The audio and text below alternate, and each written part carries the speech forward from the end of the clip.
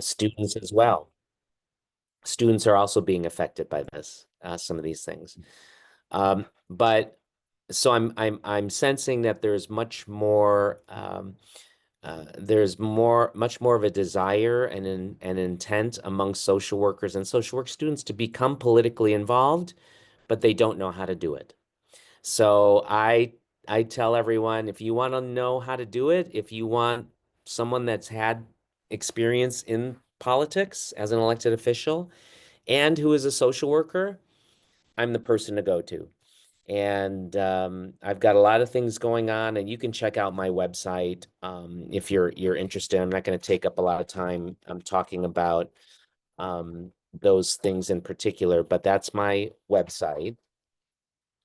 If you want to check it out for yourself. I'm also on LinkedIn, which is where I do a lot of my professional networking on LinkedIn. So you can check out some of my posts and things that I'm involved with there as well. But getting back to this position that I'm running for, I've had a lot of experience in NASW at different levels. I served on the chapter level, which Nina is going to be running for a position in the chapter, the California chapter, which is the largest chapter of NASW. We have close to 8,000 members. Nationwide, we have over, I can't remember the actual figure off the top of my head, but it's something like, I think, 800,000, members. Um, but the reason why I'm running for this position is because just like any institution, any agency, any um, any place you work at or work for, even in our communities, our neighborhoods, these institutions that are kind of outside of the micro level practice that we think about, um, there's change that needs to happen. And I think social work students, and it's not your fault, and it's not the fault of the faculty, but a lot of our curriculum is really geared towards micro level practice. And many students, in my experience, are getting their degrees and are primarily focusing on learning their craft as a micro level practitioner and don't and are not using those skills to engage at outside of the micro level. And we know that that's the biggest challenge for us as social workers to balance that micro and macro because we have to be both. I don't think there's any social work program here in the United States saying you have to do one or the other. I think everyone's saying the same thing. You have to do both, but we don't get much very good direction on that, on how to do both.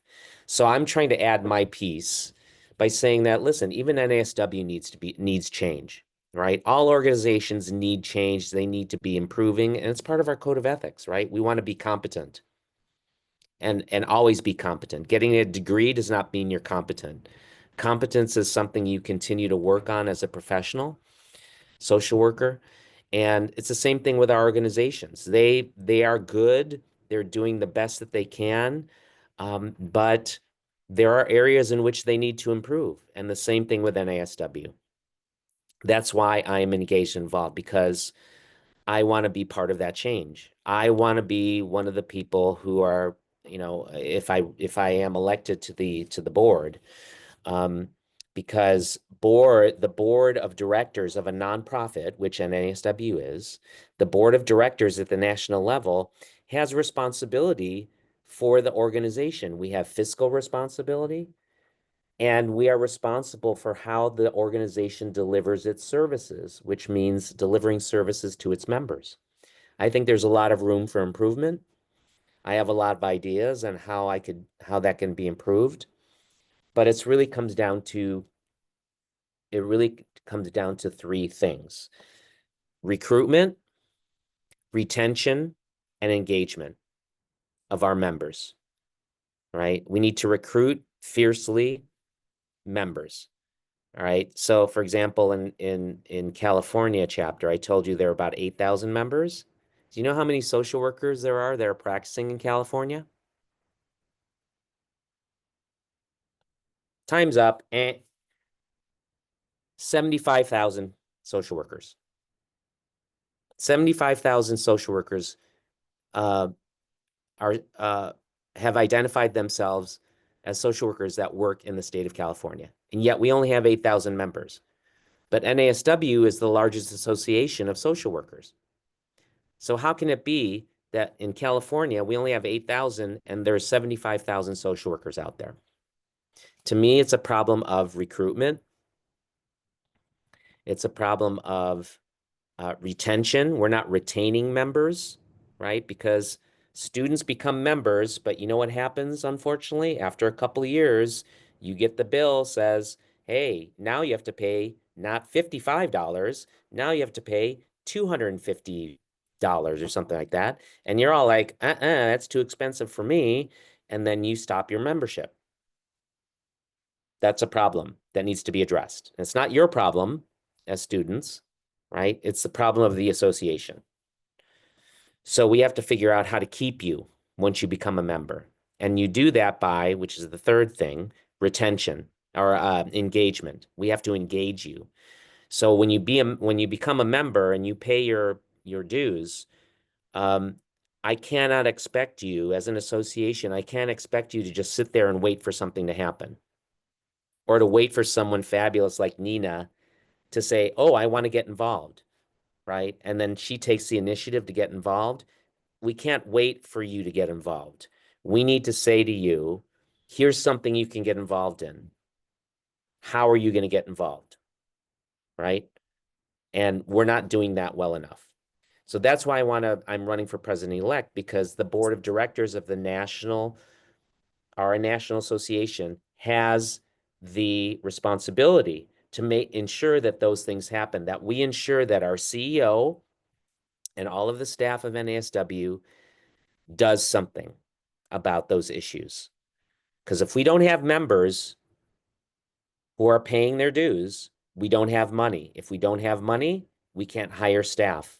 If we don't have staff, we can't provide services to our members. It's very simple.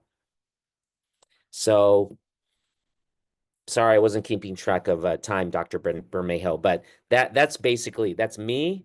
That's my pitch. That's why I'm running for this position. And I look forward to a little bit later. Anyone that has any comments or questions, I'm happy to happy to answer them at that time. No, Thanks. you're good. Thank you, Dr. Manalo. If you do have a question, you can post that in the chat and we'll get that during Q&A, okay? So anything that Dr. Manalo says or Nita says, you can go ahead and put that in the chat and we'll make sure we address that. So thank you very much, sir. Nita, it's your time. Introduce yourself and share us about your interest in the position and your platform. Hello, everyone joining. My name is Nina Schlesinger, and I am running for Region F Committee on Nominations and Leadership. And I appreciate your words, Dr. Manalo. It's very kind of you. I'm here to tell a story. And my story begins with the honor and privilege to be a CBU alumni. I want to share that I identify as a triple M social worker. That is a micro, meso, and macro level social worker. And the reason for that is because I'm also honored to say I'm an immigrant. And being an immigrant has not only provided me the opportunity to appreciate diversity, equity, and inclusion, but to be an advocate. And that is why I am running for NASW California chapter, to encourage and provide transformative leadership by not only engaging personally, but motivating and encouraging other social workers to become involved. Today, I heard some wonderful news on the way to work that Governor Newsom was saying, why California? And it just encouraged me even more to be here with you all today. I had the privilege of meeting Dr. Manalo at the Lobby Days 2021, 2 years ago. And as we were sharing earlier, I did take a photo with him, and I was inspired, absolutely inspired, to want to get involved in whatever way I could. And so my story begins as an MSW student coming into CBU in the fall of 2019 and being encouraged to join the NASW as a student. And I eagerly did that, and I attended my first state conference. And from that moment on, I wanted to not only be a part of it, but I wanted to volunteer. I wanted to know more. And then, of course, COVID happened for all of us in spring of 2020. That year, I was also faced with my father dying. And one thing I can say is that in that moment, I received a lot of support from the faculty and other colleagues and students at the time. And I really appreciated that. And that is what kept me encouraged to stay in the program and graduate in 2021. I am grateful for the education that I received at CBU because we do advocate. We do present to our students opportunity to become involved at a micro, meso, and macro level in whatever way we can. We had planned to go up to Lobby Days, and we were planning, but COVID happened and we pivoted. And so I do appreciate a professor that I joined organization at CBU called Love Thy Neighbor, which I also became involved in the fall of 2019. Dr. Mexico, I'm not sure if he's with us today, but hello, Dr. Mexico. I appreciate your involvement in Love Thy Neighbor that first semester, and I stayed involved. And by my second year, I was a team lead. I was on the leadership team of Love Thy Neighbor because I wanted to encourage future MSW students to also become involved at that community level. And so I want to second what Dr. Milano is running his candidacy and platform on, which is recruitment, retention, and engagement. And so with that in mind, I continue the story of saying that I had the honor not only of being at Lobby Days, but also leading groups and a table of MSW students through Lobby Days, and had the opportunity to be able to coach them on being able to pitch the different bills that we were advocating for with the representatives at different levels. So I do encourage any student here to take a look at the website for the NASW-California chapter legislative process in California. It is a 16-page document that details how a bill is passed in the state of California and the process. So with that in mind, I want to continue the story by sharing this is the map of California. And you see region F is quite large there. So I have big shoes to fill. I understand, and I'm up for the challenge. I am about close to 500 hours from obtaining my license. And I feel very honored to say that because, as I mentioned, I also lost my mother in 2022. And my mother was someone that I watched raise 7 children as a single mother. And she cleaned 2 houses daily to support our family. And her hard work left a work ethic that I admire and I hope to one day be able to live up to, because she is someone that was a hard worker and an immigrant. She never learned to drive, but she didn't miss a day of work. And so I am honoring her memory as well by taking action in this political climate. As a US citizen that I am today, I want to advocate. I want to be committed to the diversity, equity, and inclusion that I have received. And I want to do that by identifying and supporting emerging leaders who reflect the diverse communities we serve, by ensuring all voices are heard and valued. I want to also strengthen member engagement. So I have that common goal with Dr. Milano at a state level to build a connected and informed membership to collectively drive meaningful change. And I am so excited to take on this role if elected, and to not only further the efforts that have made, but to stand on the shoulders of giants that have come before us, like Dr. Milano. And I'm excited that he will be, and I am believing he will be leading us at a national level, because I also support right now the social worker licensure compact. So we have a bill, AB 427, that I encourage all of you to look up and support and follow and write letters to your representative on, as well as AB 766, which is the Diversity, Equity, Inclusion, and Access Strategy Plan currently. And with that said, I want to say that I think it begins with each individual choosing to do their part at whatever level you're able to and however much availability you have.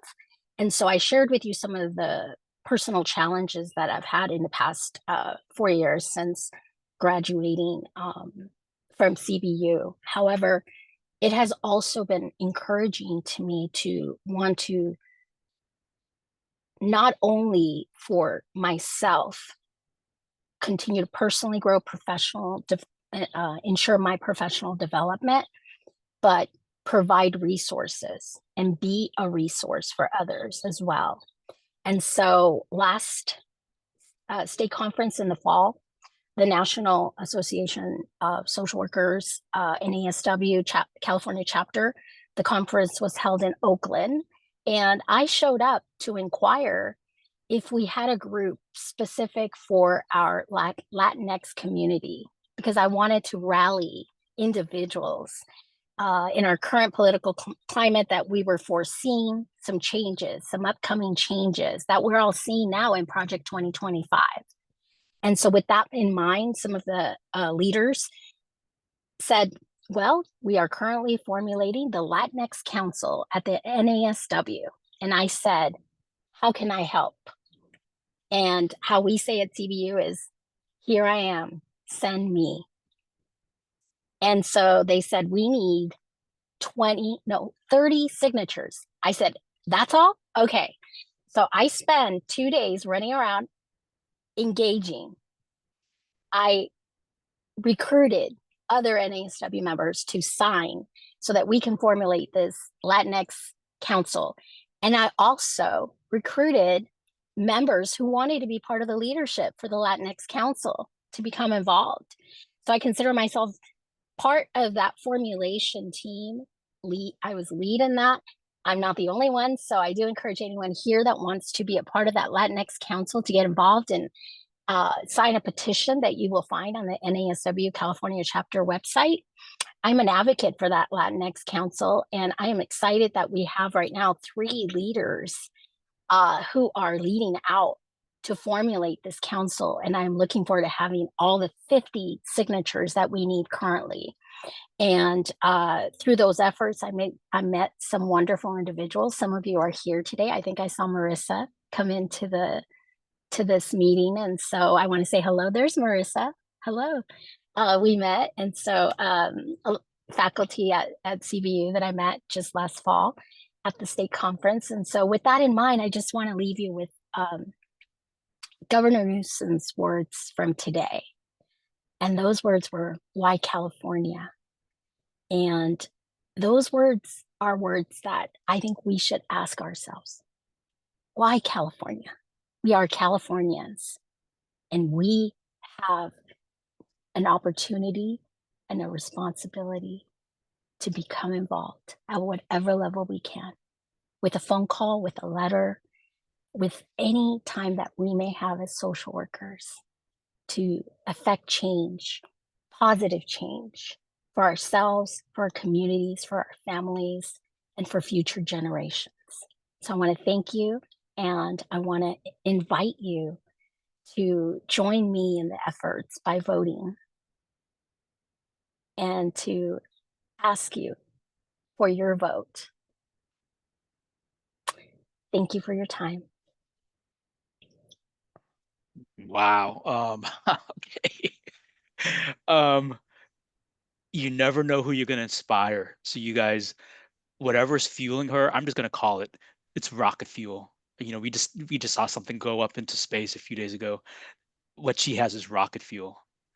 Dr. Manalo, I'm just going to give you a chance to react to anything or a question. You get the first, I guess, the first stab at this, but any follow-up to Nina's what she had to share, anything you want to, add on to, but you get the I floor. can't follow that up. It would really be dumb for me to say anything in comparison to Nina's wonderful story. And all I know is that Nina, if I'm fortunate enough to get elected, you're going to be on my team because you're exactly the type of member that we need to get out there and inspire our fellow social workers and social work students of the importance of coming together and showing that initiative because we are being called to do our piece, whatever that is, right?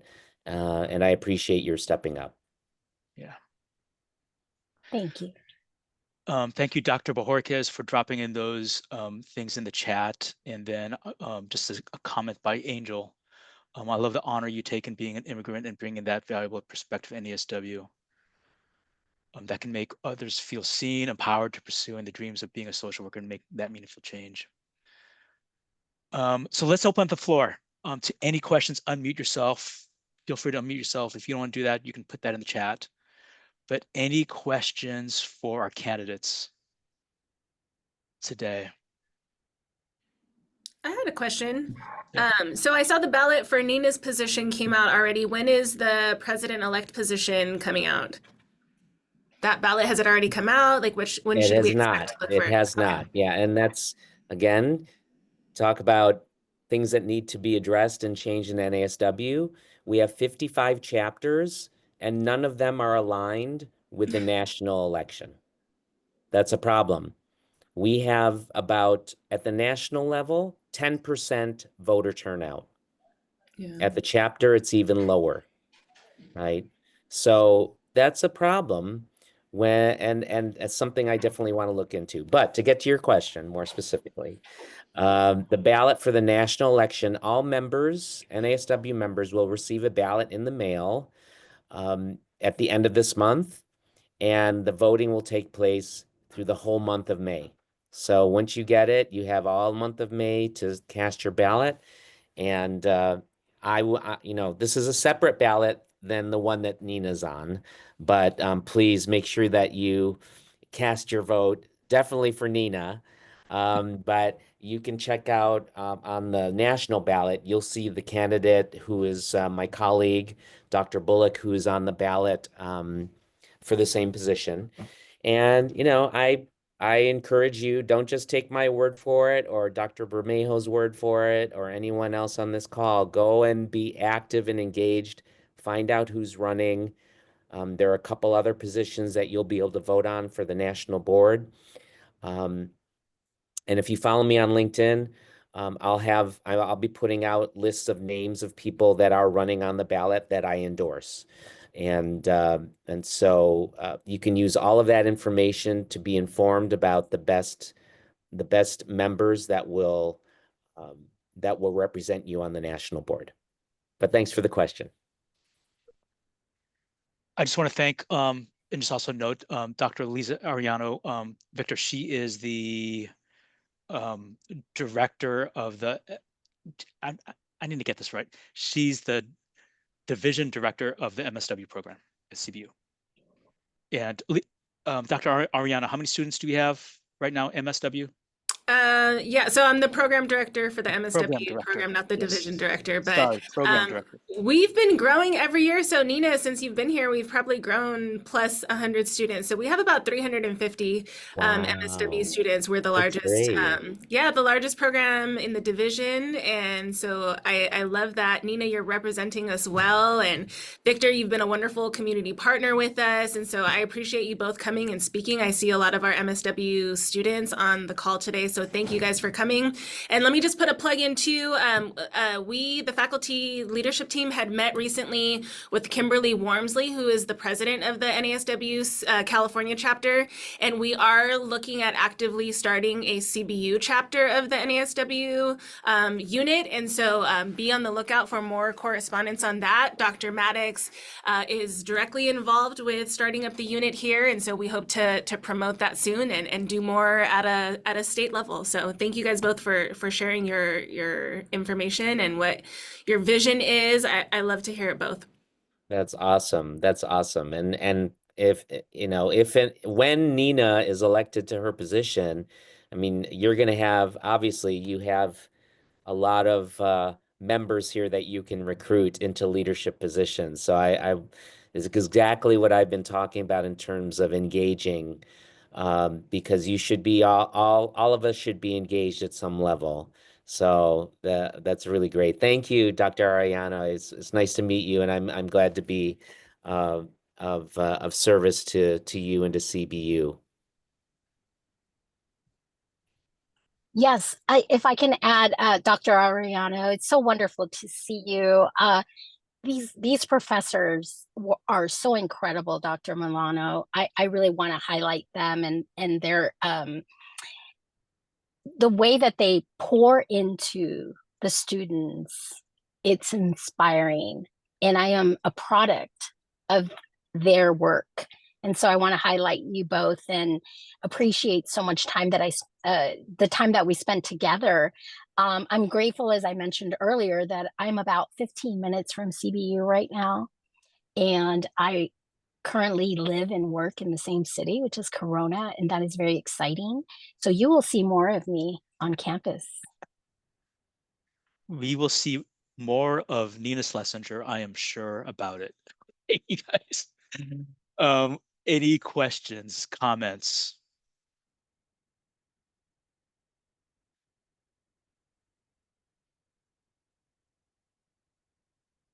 I have one while people are thinking about it. For both of you, is there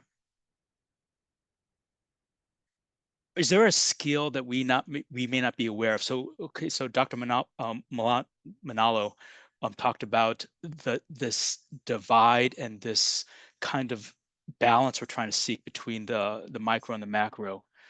But for those who are interested in pursuing macro social work or being more political or having a political career as a social worker, is there a skill that may not be so obvious that they need to hone in on?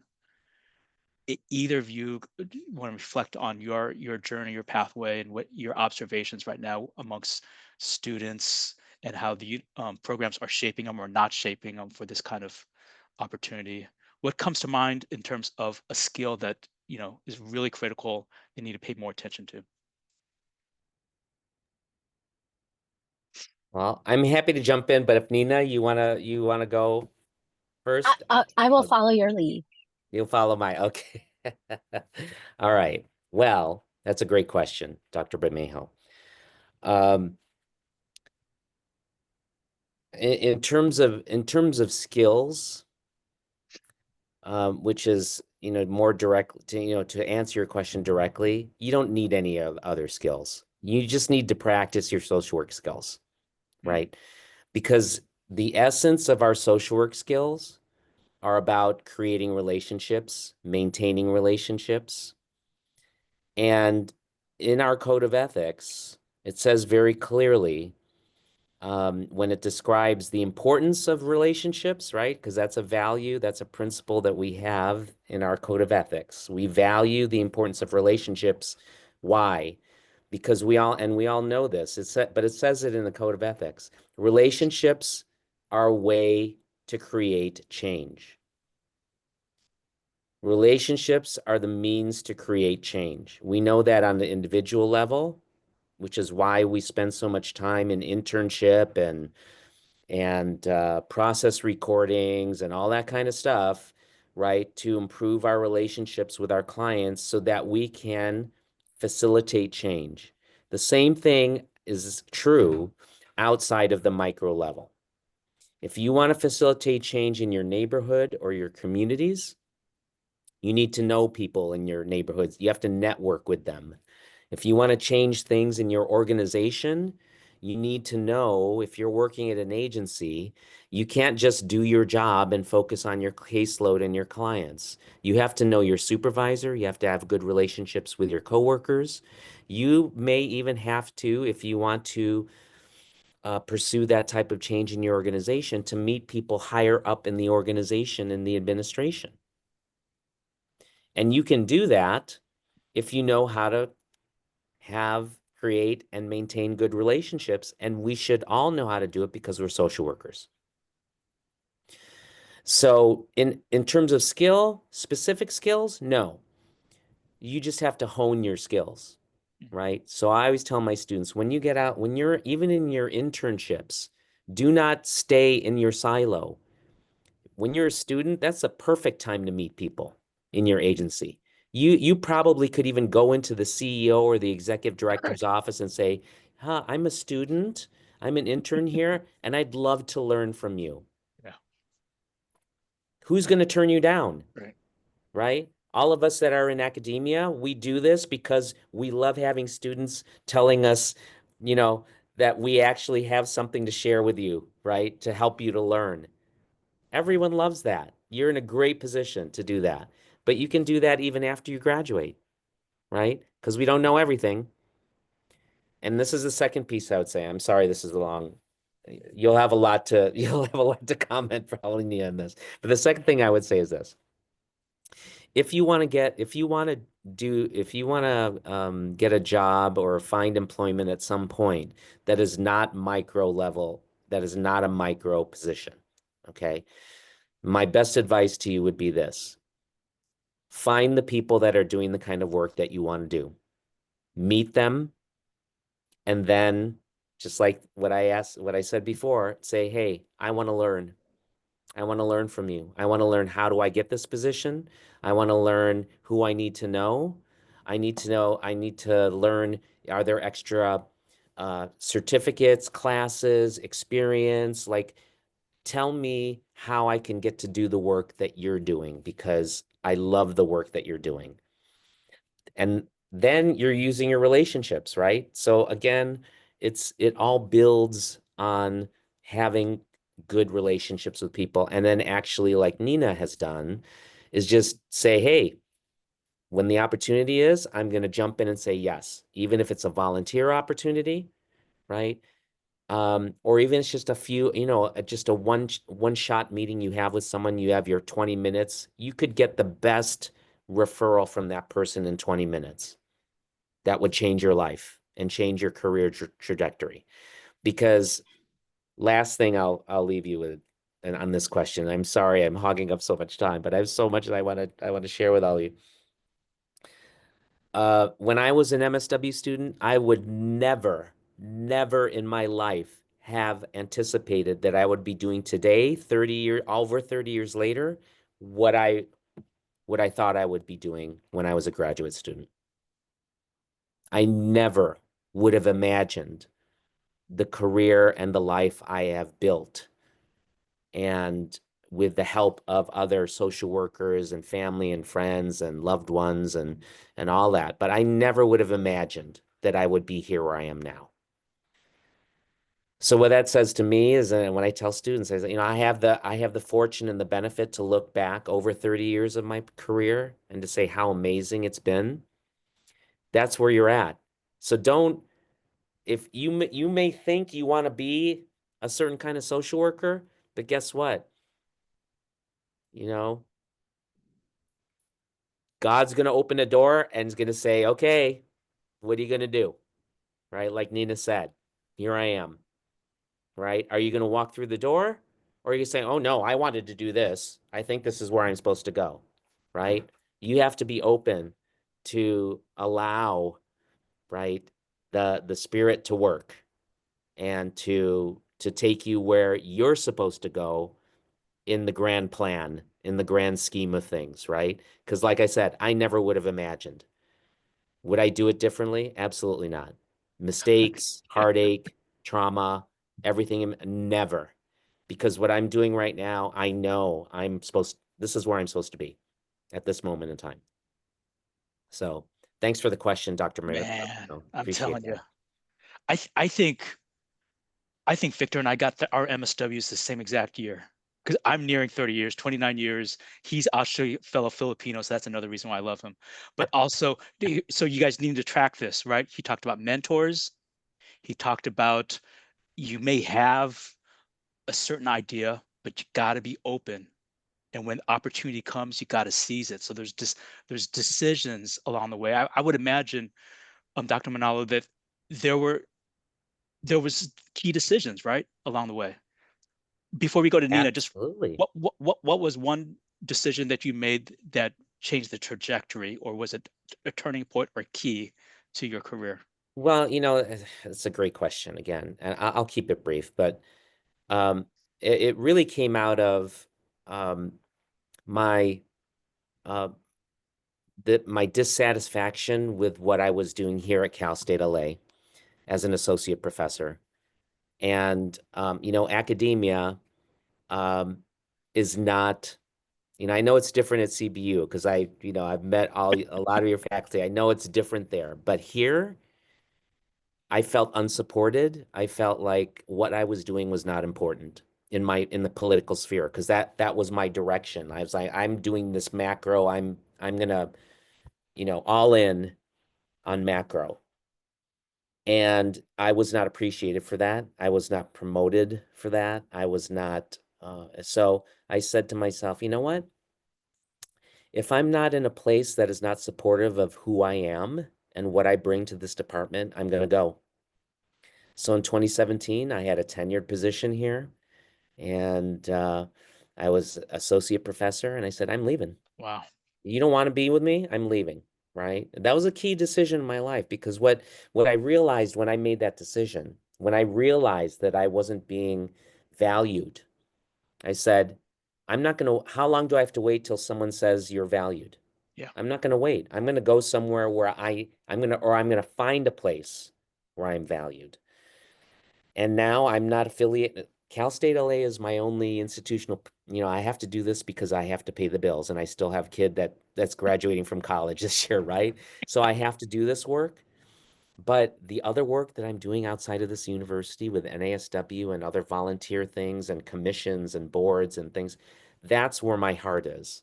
And I'm so fortunate and thankful that I am in that position that I can do it. And it took that decision to say I'm leaving for me to know and to understand my value That's right. and what I was worth. And to communicate to others that what I have to give is valuable as well. And that's it's a very it's a humbling position to be in. So I always have to check myself. But it's also a place of power, right? To know that you have something to share and that you're not just sharing it because I want to glorify myself. It's because I want to serve other people.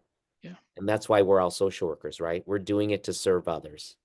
And as long as I can stay, stay secure in that knowledge, then, but that's, uh, you have to be reflective, right? I think that's kind of inherent in your question, Dr. Yeah. Bermejo. Yeah. You always have to reflect on your practice and where you're at, who you are, and where you're going. Love it. Oh, yeah. Thank you. Love it. Sorry, Love Nina. it. I know Nina's Yep. like, "Oh, okay, time for me to jump in." It's okay. I think it's wonderful. I want to piggyback on everything that you shared, and I also want to say that it isn't to boost um, or boast on ourselves. However, we share our journey to hopefully inspire others to find what their path may be, what their journey may be. And so I want to answer the question by saying, and actually by quoting Simon Sinek's book, Remember Your Why. Remember your why. And so as I remember my why for why I went back to school, because I do have a master's degree from CBU as well and counseling ministry. And so what counseling ministry led me to was on the day that I finished my comprehensive exam, I began volunteering at a men's correctional facility about 20 minutes from my home. And I was able to do that because I met a wonderful woman who was a Southern California regional staff for prison fellowship. I don't know if any of you may be familiar with prison fellowship. And so she invited me to come out and become a volunteer instructor at the men's correctional facility in the city of Norco, California. It's we call it CRC, and California Rehabilitation Center. And so she said, you'll know if this is for you on day one. And on day one, I was hooked. And I showed up weekly for my class for an entire year. And I did not know that that was something that I would have wanted to do, but I accepted the invitation to show up that day. So I want to answer it by saying, when we get an invitation, give it a try.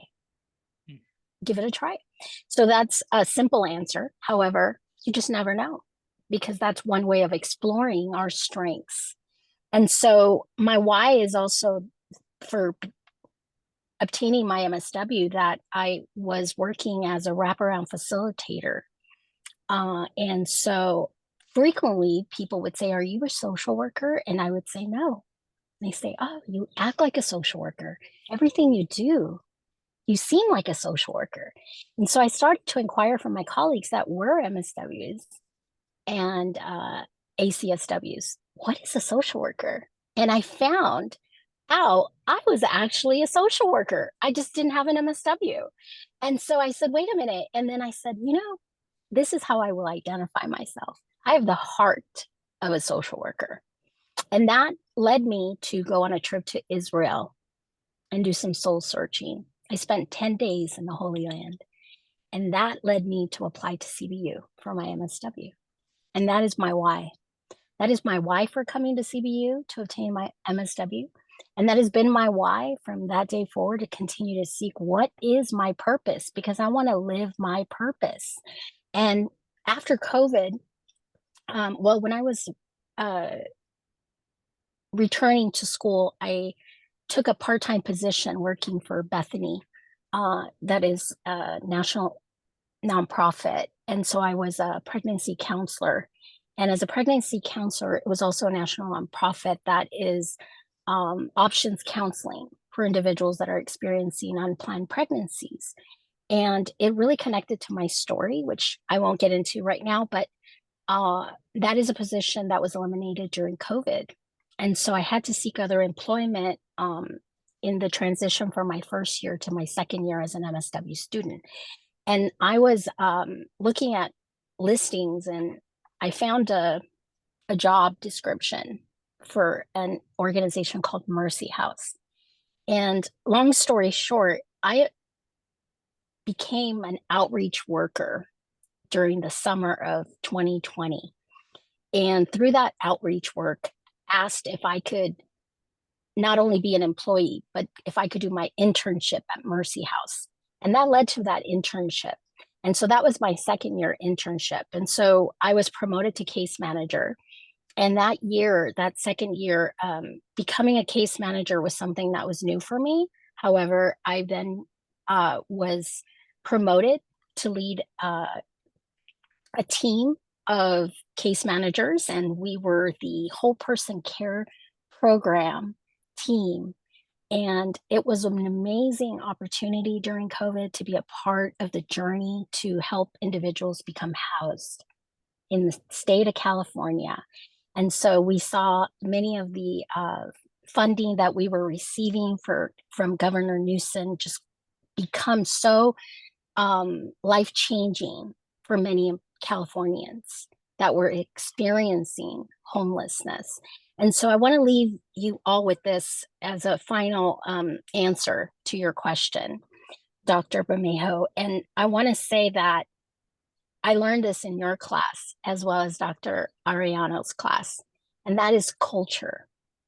Because when I was an employee and an intern, a full-time employee, an intern, a second year MSW student, I volunteered to join the culture committee at Mercy House.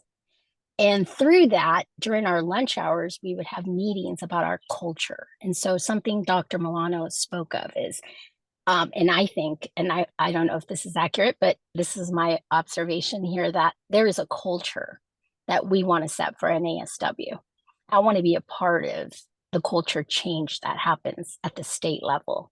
And I hear that Dr. Milano wants to be a part of the change culture, the change in culture at a national level. And so I applaud you, Dr. Manalo, and I want to let you know that you have my vote.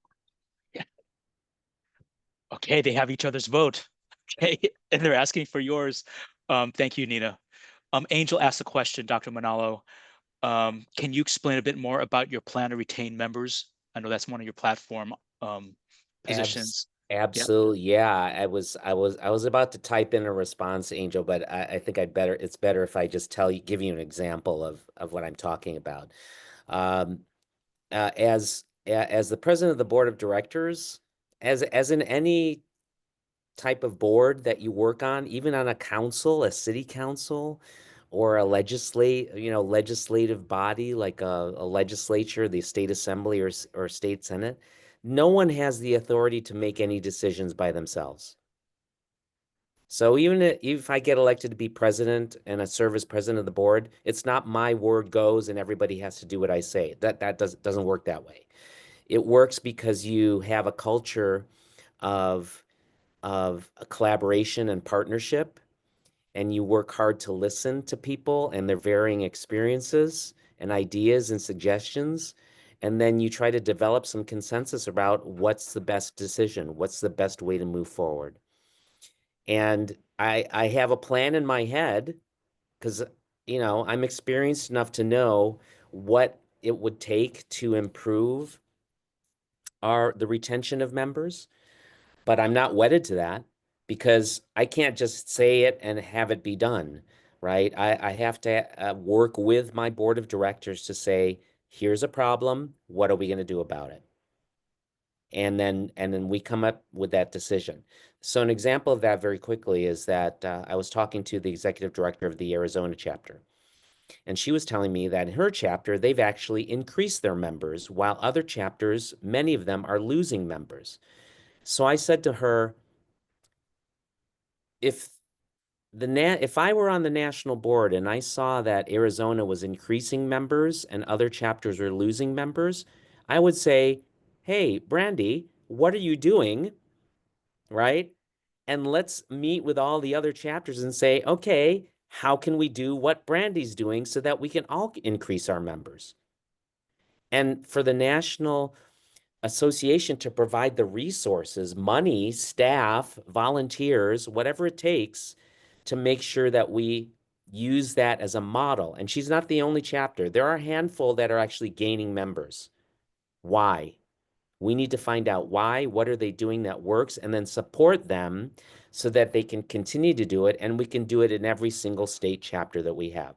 That's an example of what the national office can do if they're directed by a board of directors that understands their role as being the visionary for the future of the association.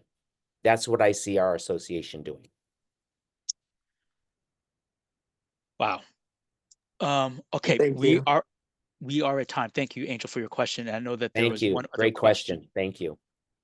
Yeah. Sorry I can't get to your second one. I see in the chat, but you know what? I know Dr. Bermejo, you're probably gonna, Dr. Bermejo, obviously, he has my email address, but Yeah. I'm gonna drop my email address in here as well. So you're welcome to email me and to ask me any additional questions, or if there's any way that I can be of service to you and to help you in your careers. If you're thinking about politics or macro, love to have a chat with you. So there's my email. Thank you so much for the opportunity, Dr. Bermejo, and the other members of the faculty that are here, Dr. Ariano, Dr. Bojorquez, and others and students. Thank you so much. I really appreciate your giving me this opportunity. I hope I can count all your votes.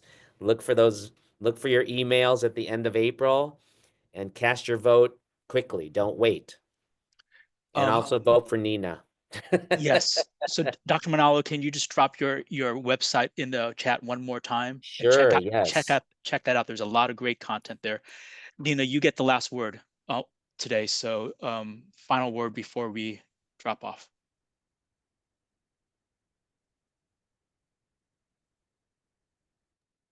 Yes. So I put in the chat, be the change you want to see. And that is a very important quote. And I want to say to all of you that are here, that are students, remember your why. Why do you want to become a social worker? Do some strengths exploration and values exploration.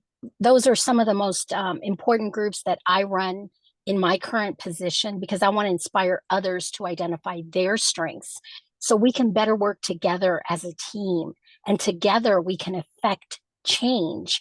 And so I second Dr. Milano on looking to see what is working and what isn't working. And I recall, as a wraparound facilitator, that was the most important question that we would ask. And so when I would arrive to a resource family home, I would ask, what is working? What is not working? And let's start with what is working, so we can identify, as Dr. Milano said, those states or those areas, or even within Region F, like Dr. Ariano mentioned, what CBU is doing. And so I'm excited to know more about this CBU chapter. I want to be a part of it. So please keep me in the loop. I think Dr. Bermejo, you might share some of my personal information. You're more than welcome. Yeah. Okay. And so I thank you all for your time and your vote. Thank you both. Wow. So thank you everyone that joined in on today. We'll make sure we get the recording out. Happy Holy Week. Happy Easter. For the joy that was set before you, we endure everything. So God bless on finals, and God bless both of you, okay, on your campaign. Thank you. Take care. Thank you, everyone. Take Bye-bye. care. Bye, everyone. Thank you.